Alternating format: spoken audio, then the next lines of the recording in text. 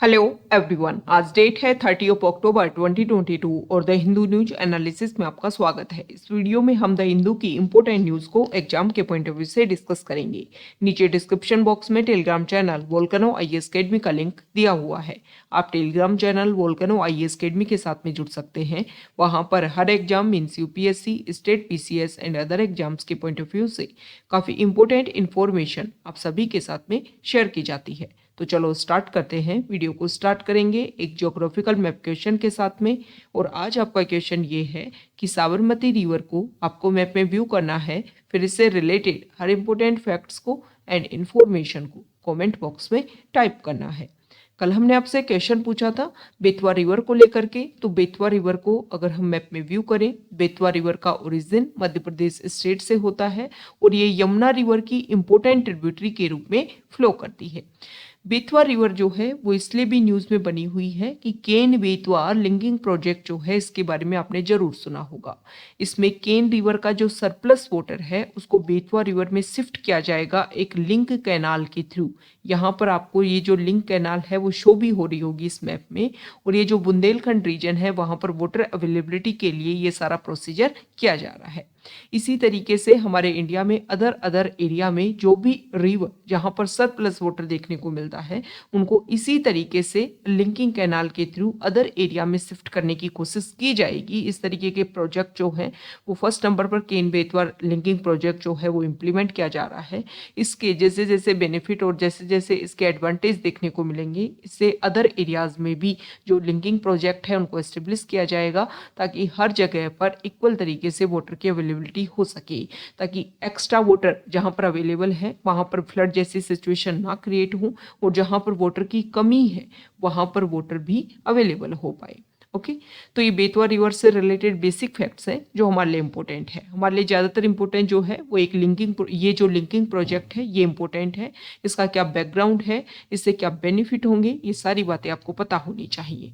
Okay, और ये जो केन बेतवा लिंकिंग प्रोजेक्ट है इसकी वजह से ये भी बोला जा रहा है कि यहाँ पर जो पन्ना टाइगर रिजर्व है उसमें काफ़ी ज़्यादा इफेक्ट देखने को मिलेगा, क्योंकि बहुत सारा जो फॉरेस्ट एरिया है, क्योंकि यहाँ पर जो दोदन डैम है उसका फॉर्मेशन किया जा रहा है और इसकी वजह से काफी ज्यादा फॉरेस्ट एरिया जो है वो एक तरीके से डिग्रेड स्टेज में आएगा। ओके, तो ये इसके नेगेटिव इम्पैक्ट है। पॉजिटिव इम्पैक्ट ये है कि वाटर की अवेलेबिलिटी सभी जगह हो पाएगी। ओके, द हिंदू को डिस्कस करने से पहले हम मेंटोरशिप प्रोग्राम के बारे में डिस्कस करेंगे।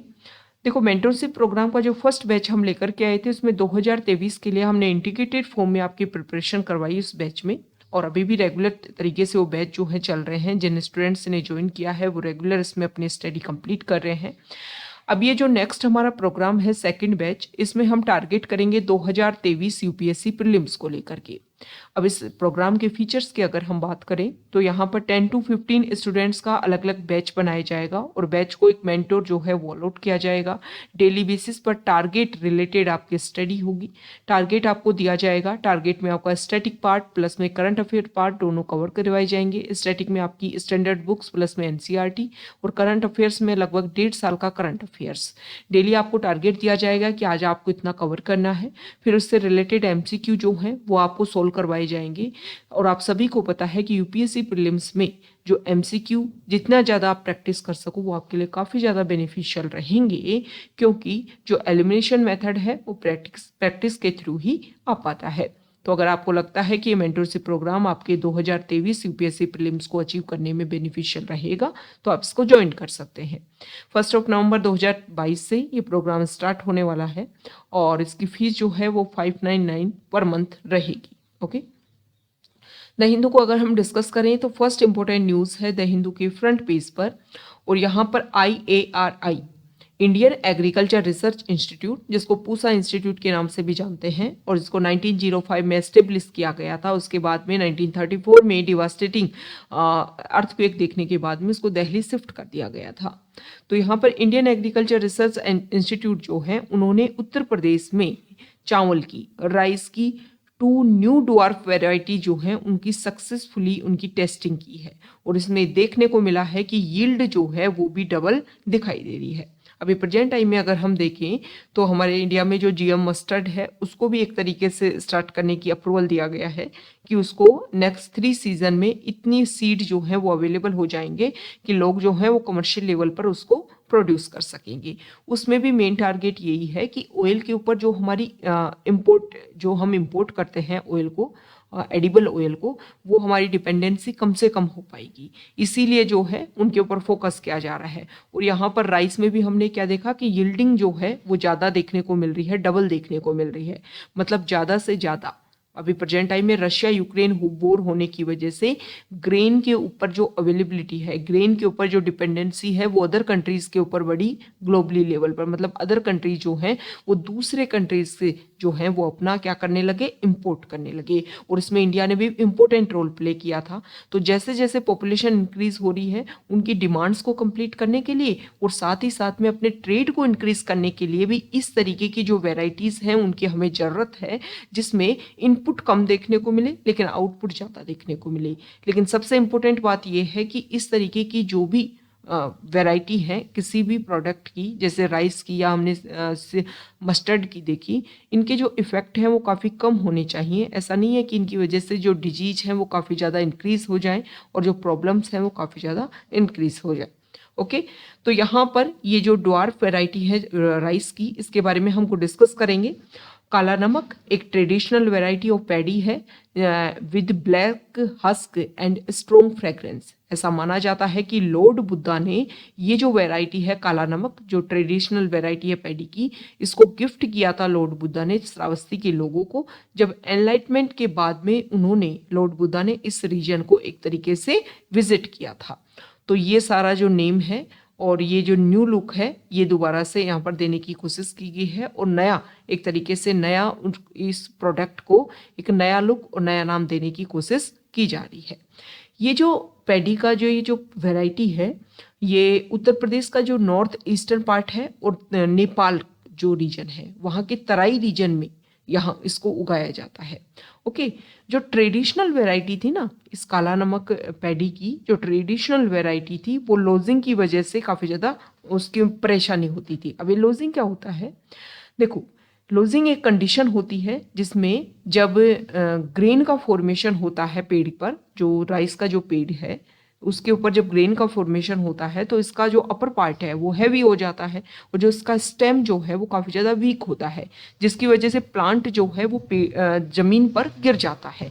तो इसी इशू को सॉल्व करने के लिए IARI जो है, इंडियन एग्रीकल्चर रिसर्च इंस्टीट्यूट जो है, उन्होंने काला नमक राइस की 2 ड्वार्फ वेराइटी लॉन्च किया है। ड्वार्फ मतलब बोना, मतलब पहले जो लंबाई पेड़ की ज़्यादा होती थी उसको इस तरीके से डेवलप किया है कि जो उसकी फ्रेग्रेंस और जो उसकी एक क्वालिटी है वो सेम बनी रहे, बस प्लांट की जो लंबाई है, लेंथ जो है वो कम हो जाए, जिससे कि जो गिर जाता है जब ग्रेन का फॉर्मेशन होता है तब गिर जाता है प्लांट, वो ना गिरे ग्राउंड पर। ओके, तो इसी को टैकल करने के लिए ये नया प्रोसीजर लाया गया है। अब यहाँ पर ये जो IARI है उन्होंने बताया है कि कौन सी अयोध्या की जो टेक्नोलॉजिकल और एग्रीकल्चर यूनिवर्सिटी है उसके साथ में मिल करके न्यू वैरायटी जो है वो बनाई गई है। जो ट्रेडिशनल काला नमक राइस है उसको जियोग्राफिकल इंडिकेशन टैग मिला हुआ है और it is recorded in the GI application that lord Buddha gifted Kala Namak paddy to the people of Shravasti so that they remembered him by its fragrance। Okay, तो ये GI टैग जो है जो ट्रेडिशनल काला नमक वैरायटी है उसको मिला हुआ है, ये आपको ध्यान में रखना है। IARI के बारे में हमने डिस्कस ही कर लिया और इसकी वजह से क्या क्या बेनिफिट होता है वो भी हमने डिस्कस किया। नेक्स्ट यहाँ पर बताया गया है, देखो minister of state for electronics Rajeev Chandrasekhar, उन्होंने बोला है कि जिस तरीके से गवर्नमेंट ने इंफॉर्मेशन टेक्नोलॉजी रूल्स में न्यू अमेंडमेंट्स लेकर के आए हैं, तो गवर्नमेंट का फोकस ये है कि इंटरनेट जो है वो एक सेफ, ट्रस्टेड और अकाउंटेबल स्पेस हो सके लोगों के लिए, यूजर्स के लिए। ये जो अमेंडमेंट्स हैं वो इंश्योर करेंगे कि ट्विटर, फेसबुक जो भी प्लेटफॉर्म है वहाँ पर सिटीजन्स के आर्टिकल 14, 19, 21 जो कॉन्स्टिट्यूशन में उनको फंडामेंटल राइट्स दिए हुए हैं पार्ट 3 के अंडर, इन सभी को इंश्योर किया जा सके और ये जो नए अमेंडमेंट्स है वो रियली में इंश्योर कर पाएंगे। यहाँ पर जो नेक्स्ट आर्टिकल है, देखो अभी आप सभी को पता है गुजरात में असेंबली इलेक्शन होने वाले हैं। इससे पहले उत्तराखंड जो स्टेट है उन्होंने भी डिक्लेयर किया कि यूनिफॉर्म सिविल कोड जो है वो वहाँ पर एप्लीकेबल होगा, और हिमाचल प्रदेश जो स्टेट है उन्होंने भी डिसाइड किया है कि कमेटी का फॉर्मेशन किया जाएगा। तो यहाँ पर गुजरात में भी यूनिफॉर्म सिविल कोड को एप्लीकेबल करने के लिए एक कमेटी का फॉर्मेशन किया गया है कि वो इसको डिस्कस करे, इन इश्यूज को, और फिर जो भी अपना एक तरीके से कंक्लूजन है उसको रिप्रेजेंट करने की कोशिश करे, ताकि जो इशू है प्रेजेंट टाइम में सोसाइटी में उसको सॉल्व किया जा सके। तो हमारे लिए इम्पोर्टेंट हो जाता है कि what is uniform civil code. Uniform civil code का मतलब ये होता है कि हमारे इंडिया में जो भी लॉज हैं, जैसे कि प्रेजेंट टाइम में अगर हम डिस्कस करें तो अलग अलग अलग रिलीजन के बेसिस पर अलग अलग जो बेसिक लॉ हैं, जैसे कि मैरिज को लेकर के, डाइवोर्स को लेकर के अलग अलग प्रोसीजर है, इन सभी को रेगुलेट करने के लिए कि यूनिफॉर्म सिविल कोड जो है वो हमारे कॉन्स्टिट्यूशन के आर्टिकल 44 जो हमारे DPSP directive principle of state policy के अंडर आते हैं, और इसमें यूनिफॉर्म सिविल कोड की बात की गई है। अगर हम थोड़ा सा बैकग्राउंड की बात करें तो जब इंडिया के ऊपर ब्रिटिशर्स का रूल था उसी टाइम में 1835 में जो गवर्नमेंट है उन्होंने अपनी रिपोर्ट सबमिट की थी, और उसमें सबसे पहले जो भी इंडियन लॉ हैं उनके यूनिफॉर्म कोडिफिकेशन की बात की गई थी। उसके बाद में 1941 के टाइम में BN राव कमेटी जो है उन्होंने जो हिंदू लॉ है उनका भी कोडिफिकेशन किया था। ओके, अब देखो कुछ केस हुए हमारे इंडिया में जिसकी वजह से यूनिफॉर्म सिविल कोड जो है उसके ऊपर फोकस किया गया। जैसे कि 1985 में जो साहबानो केस है उसमें देखा गया ये बात, और इसके अलावा अगर हम डिस्कस करें तो इसके अलावा 1995 में सरला मुदगल केस, ये कुछ ऐसे केस हैं जिसमें देखने को मिला कि जैसे ट्रिपल तलाक, पॉलीगेमी, इसकी वजह से जो विमेन हैं उनके राइट्स जो हैं वो रिलीजन के बेसिस पर काफ़ी ज़्यादा वेरी करते हैं।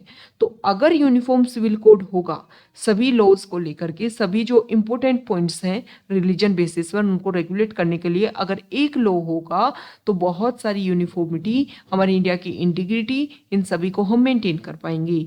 और जो रिलीजन के बेसिस पर जो एक डाइवर्सिटी देखने को मिलती है उसको भी हम यूनिटी एंड इंटीग्रिटी लेवल पर लेकर के आ सकते हैं अगर यूनिफॉर्म सिविल कोड जो है वो एप्लीकेबल होता है तो। ओके, तो इसी को लेकर के जो स्टेट्स हैं वो अपनी अपनी तरफ से कोशिश कर रहे हैं, क्योंकि अगर हम डिस्कस करें तो देखो सेंट्रल लेवल पर अगर इसको लेकर के कुछ लॉज बनते हैं तो पहले भी कुछ चेंज देखने को मिला। जैसे मोटर व्हीकल्स एक्ट आया, तो मोटर व्हीकल्स एक्ट जो है उसको कई स्टेट्स ने जो है वो एप्लीकेबल करने से मना कर दिया था। तो सेंट्रल लेवल पर कोऑपरेटिव फेडरलिज्म को हम अगर फॉलो करते हैं तो इस तरीके के इश्यूज को सोल्व किया जा सकता है।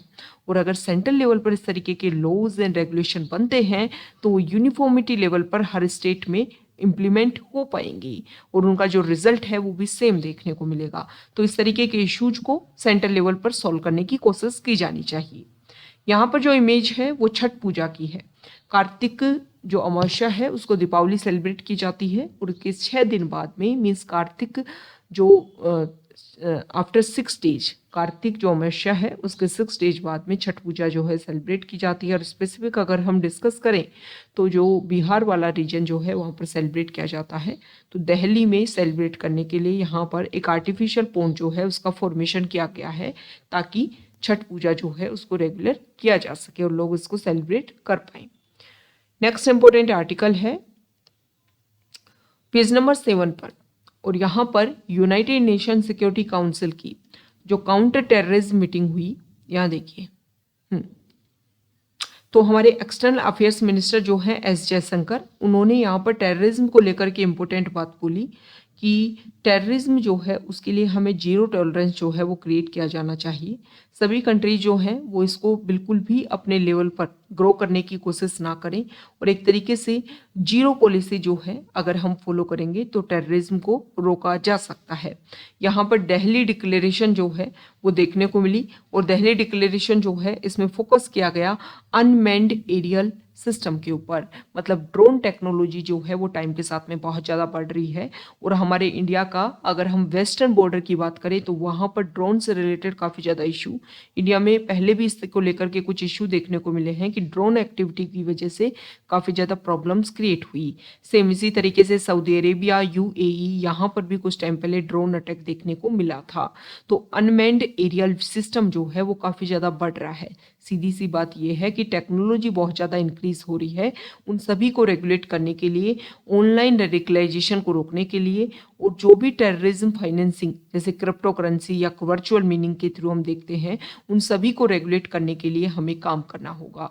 और इन सभी के थ्रू जो है वो दिल्ली डिक्लेरेशन के थ्रू इन पे फोकस किया गया है। ओके, यहाँ पर ये बताया गया है कि टेररिज्म जो है अगर एक कंट्री में ग्रो होता है तो ऐसा नहीं है कि सिर्फ एक कंट्री को बर्बाद करने के लिए या उसको ख़त्म करने के लिए ग्रो हो रहा है। ओवरऑल अगर हम देखें तो इसका इफेक्ट जो है वो देखने को मिलता है। वर्ल्ड वाइड जो है इसका रिजल्ट जो है वो देखने को मिलता है। तो टेररिज्म को रोकने के लिए zero tolerance policy current globally level पर सभी कंट्री जो हैं वो इस तरीके से फोकस करें कि जो टेररिज्म है उसको इंक्रीज नहीं होने दिया जाएगा। यहाँ पर जो आर्टिकल है वो चाइना को लेकर के है। आप सभी को पता है LAC, line of actual control, वहाँ पर इंडिया और चाइना के बीच में इशू है। तो चाइना जो है वो रेगुलर कोशिश कर रहा है कि लद्दाख के ईस्टर्न पार्ट वाले रीजन पर जो कंस्ट्रक्शन एक्टिविटीज़ हैं, सिंपल लैंग्वेज में अगर हम समझें तो बॉर्डर एरियाज़ हैं, वहाँ तक अपनी कनेक्टिविटी को ईजी वे में एस्टेब्लिश करने के लिए चाइना जो है वो ये सारी कनेक्टिविटी प्रोग्राम जो है, ये प्रोजेक्ट जो है वो लॉन्च कर रहा है। इंडिया जो है वो भी अपनी तरफ से कोशिश कर रहा है कि जो भी बॉर्डर एरियाज़ है वहाँ पर इस तरीके की कनेक्टिविटी हो सके। लेकिन उसकी वजह से अगर हम डिस्कस करें तो हिमालय रीजन यंग माउंटेन है और वहाँ पर एक तरीके से अच्छे से स्टेबल नहीं हो पाया है। तो वहाँ पर इस तरीके की इशू जो है कि काफ़ी ज़्यादा डिवास्टेटिंग स्टेज में जो है वो हिमालय रीजन जा रहा है। काफ़ी ज़्यादा लैंडस्लाइड जैसे इशू वहाँ पर इंक्रीज हो गए हैं इन सारी कंस्ट्रक्शन एक्टिविटीज़ की वजह से। ओके, नेक्स्ट इम्पोर्टेंट आर्टिकल है पेज नंबर 9 पर, और यहाँ पर जो फर्स्ट आर्टिकल है इसमें ट्यूबरक्लोसिस को लेकर के बताया गया है कि जो टी गार्डन्स वाले रीजन हैं वहाँ पर ट्यूबरक्लोसिस के जो केसेस हैं वो काफ़ी ज़्यादा इंक्रीज हो रहे हैं। और इसका बेसिक रीजन जो है वो माल न्यूट्रिशन जो है वो इन सारी चीज़ों को इंक्रीज कर रहा है। ओके, तो यहाँ पर बताया गया है कि बहुत सारे वर्कर्स ऐसे होते हैं जो टी गार्डन्स में काफ़ी लंबे टाइम तक एक ही जगह पर रहते हैं, जिसकी वजह से उनकी जो डिजीज़ है, उनकी और भी जो उनकी मेंटल और फिजिकल हेल्थ जो है, और काम के लिए ज़्यादा एक जगह से दूसरी जगह पर उनको नहीं जाना होता है। और इस तरीके से जब वो एक जगह बंद होते हैं तो काफ़ी ज़्यादा फिजिकल इशू जो उनको क्रिएट होने लगते हैं, और उसकी वजह से ये सारे इशू जो हैं वो बन करके इस डिजीज़ के रूप में सामने आते हैं। ओके, यहाँ पर डाटा है इंडिया के जो नर्सिंग स्टाफ है उनको लेकर के कि जो पेंडेमिक देखने को मिला उसके बाद में इंडिया ट्रेन जो नर्सेज हैं उनकी डिमांड जो है वो काफ़ी ज़्यादा बढ़ रही है। ओके, कोविड-19 पेंडेमिक के बाद में इंडिया के जो नर्सिंग स्टाफ है उसकी डिमांड जो है वो काफ़ी ज़्यादा हाई लेवल पर देखने को मिल रही है। इस तरीके के डाटा सामने आए हैं। नेक्स्ट इंपॉर्टेंट आर्टिकल है पेज नंबर 11 साइंस पेज पर, और यहाँ पर जो हमारा ब्रेन जो है उसका फॉर्मेशन कैसे होता है उसके बारे में बताया गया है कि देखो ब्रेन का जो डेवलपमेंट है वो प्रेगनेंसी के अर्ली पीरियड में ही होने लग जाता है।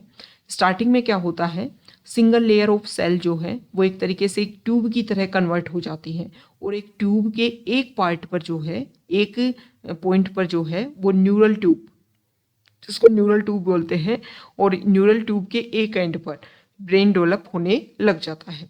अब ये जो प्रोसीजर है, जो ब्रेन डेवलप होता है, उसमें बहुत सारी सेल डिवीजन देखने को मिलता है, और धीरे धीरे जो है वो सेल जो है वो माइग्रेट करने लग जाती है थ्रू लार्ज डिस्टेंस।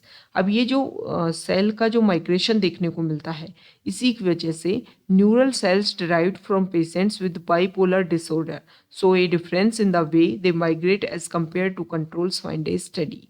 मतलब उनकी जो सेल में जो माइग्रेशन देखने को मिलता है फॉर उनसे उनकी बॉडी इफेक्ट होती है, और इसके जो है वो काफ़ी ज़्यादा इशू जो है वो इंक्रीज होने लग जाते हैं। मतलब आपके माइंड जो जिससे इफेक्ट हो रहा है उसकी उससे आपकी जो लाइफ है वो भी काफ़ी ज़्यादा इफेक्ट होती है। बाइपोलर डिसऑर्डर जो है वो एक सीवियर डिसेबलिंग इलनेस है where a person mood, energy, activity level and ability to carry out day to day activities undergo unusual shift over a period. The illness has a genetic basis and neuro development origin. Genetic basis पर भी ये disease जो है वो देखने को मिलती है। ओके और मैक्सिमम में ये देखने को मिला है कि पेशेंट्स का जो माइंड है, जो ब्रेन है, उसमें बहुत सारी बाइपोलर जो है वो अबनॉर्मलिटीज़ देखने को मिली है ब्रेन स्ट्रक्चर में, जिसकी वजह से इशू जो है वो क्रिएट होता है। यहाँ पर देखो जो मून है उसके ऊपर कुछ बैक्टीरिया देखने को मिले, हार्डी बैक्टीरिया, और ये जो बैक्टीरिया है वो 280 मिलियन ईयर्स तक मार्स के ऊपर, मून नहीं है सॉरी, मार्स के ऊपर सर्वाइव कर सकते हैं। ऐसे जो है वो डाटा, इनसे रिलेटेड इंफॉर्मेशन जो है वो देखने को मिली है। ओके नेक्स्ट यहाँ पर जो एस्ट्राजेनेका वैक्सीन है उसको लेकर के है कि इसकी वजह से जो इसकी फर्स्ट डोज देखने को मिली उसके बाद में रेयर ब्लड क्लोटिंग के जो रिस्क हैं वो काफ़ी ज़्यादा देखने को मिल रहे हैं।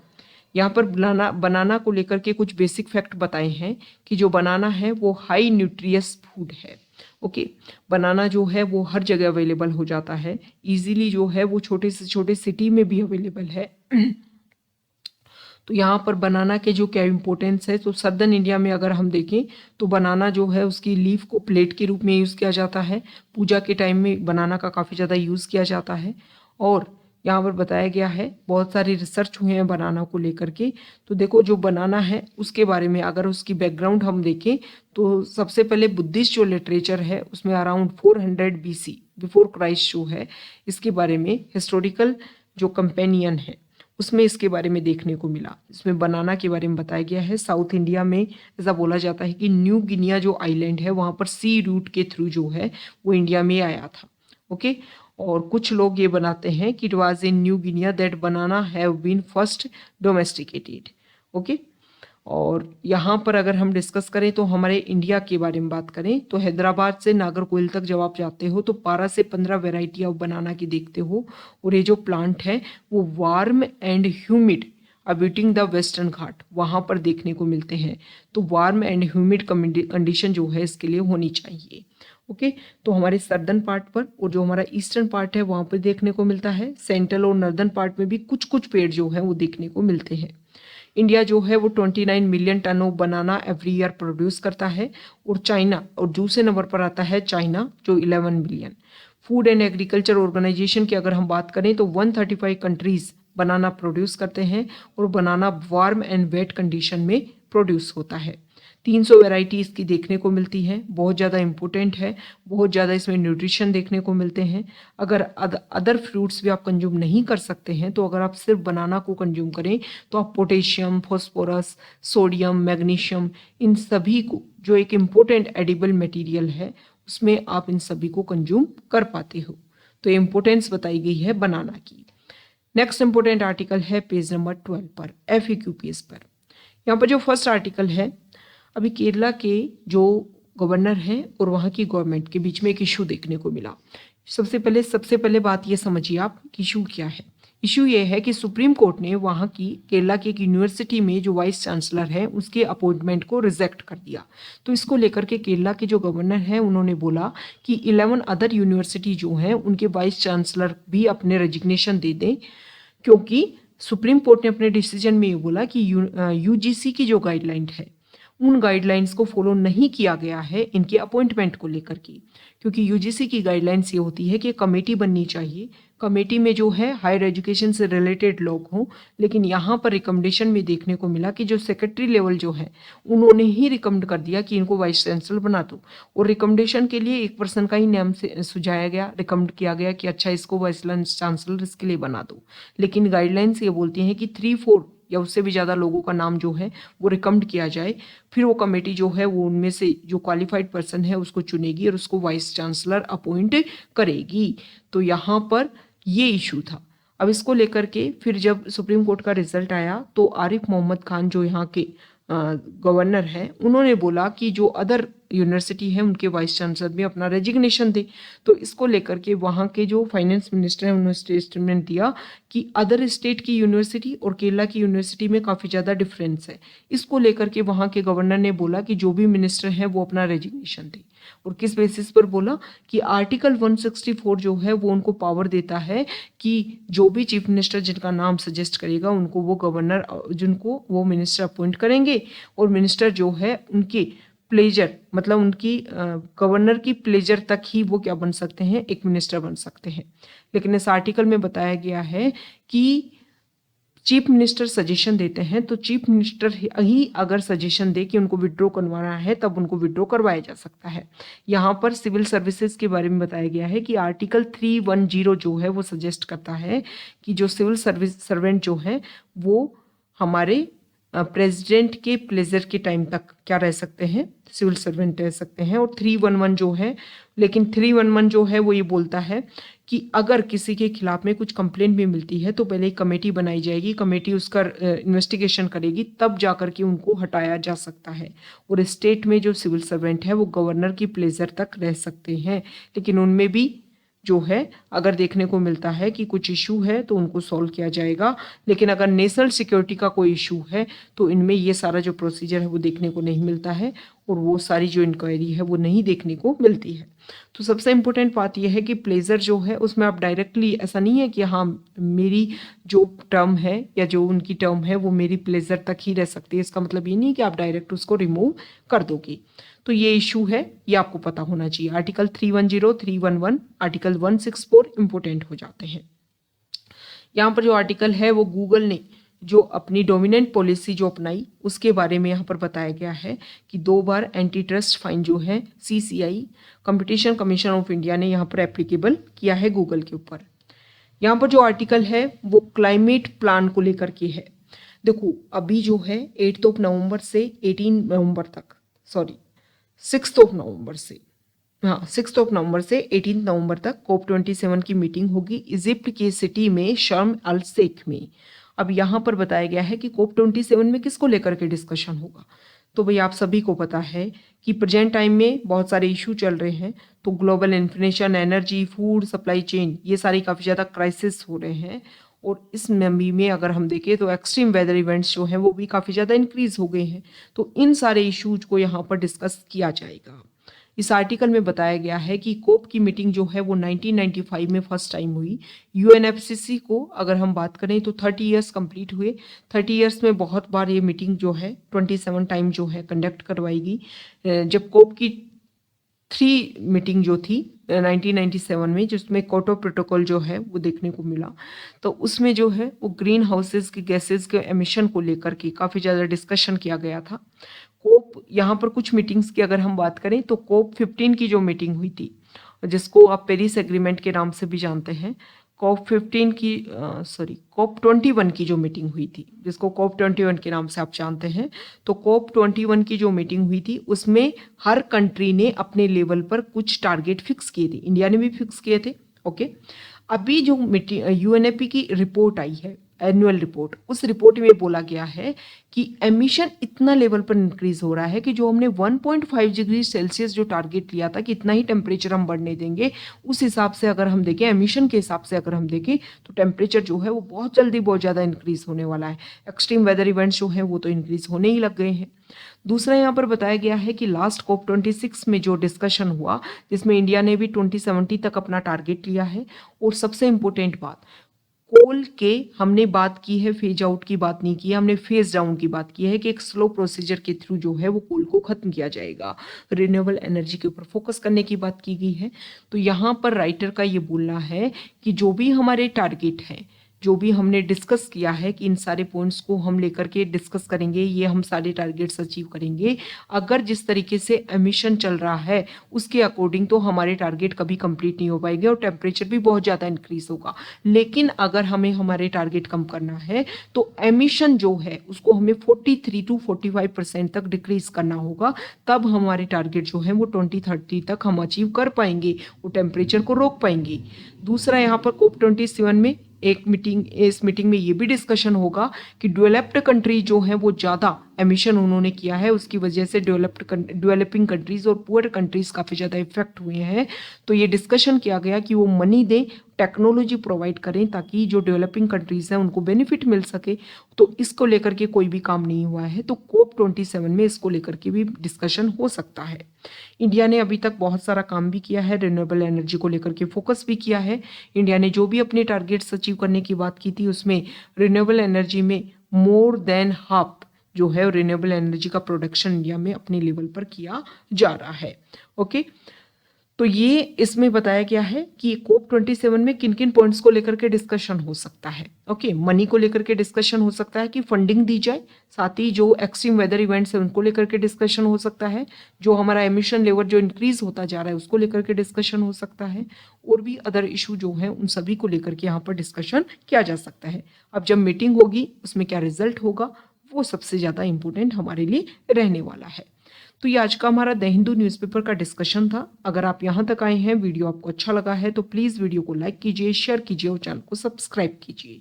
Okay, thank you. अब हमारे अदर इनिशिएटिव जैसे कि daily question and answer series जो हैं, इन सभी से आप जुड़ सकते हैं। इसमें आपका जो डेली न्यूज़पेपर है उनको क्वेश्चन एंड आंसर फॉर्मेट में वहाँ पर कवर करवाया जाता है। जो भी इंपॉर्टेंट न्यूज़ है जहाँ पर भी क्वेश्चन बन सकते हैं उन सभी MCQ क्वेश्चंस की वहाँ आपके लिए प्रैक्टिस लेकर के आई जाती है। आप इसको ज्वाइन कर सकते हैं, डेली बेसिस पर व्यू कर सकते हैं, आपको बहुत ज़्यादा बेनिफिशियल रहेगा। Okay, thank you. बबन।